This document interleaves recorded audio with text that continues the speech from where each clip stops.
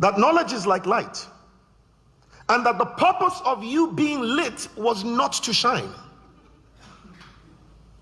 The purpose of you being lit was to brighten up your world, was to brighten up your countries, was to brighten up the continent. You were special. You are today given special opportunities because there was this concept that you could have been trusted, not just with privilege, but also with the responsibility of privilege. And what is the responsibility of privilege? It's a very simple thing. It's an understanding that what I gained access to as a gift must become a gift to others who could not gain access to it. I'm going to say that again.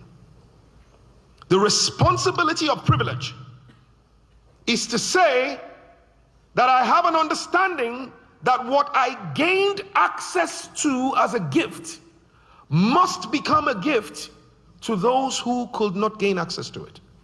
In other words, those who carry the responsibility of privilege are not containers, they are channels.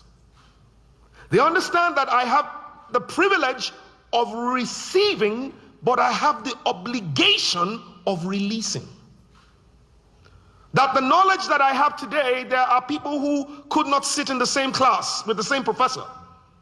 But there's nothing that says that I cannot take my notes and share them with some guy who has great interest and have conversations in the evening with someone who cannot afford to be at the London Business School. That is in part the most important thing while you're here, is to understand that this was not an escape route from whatever the situation was at home. And home for many of you may not be, I mean, this is Africa Club, so I should imagine that home for most of you is probably Africa. But I need you to please get this right. It's the ability to now take what it is that you have been lit by and understand that your job is to begin to light others. That knowledge is like light, and that the purpose of you being lit was not to shine. The purpose of you being lit was to brighten up your world, was to brighten up your countries, was to brighten up the continent. But that as a shining star, you really can't achieve the greatest amount of, or the greatest impact of your purpose until you begin to scale up the impact that you have. And that impact, you're going to need to find a way to scale it up by transferring knowledge or taking it back home, transferring skill, transferring partnerships, relationships that you've built by privilege. Some of you have met people in this room.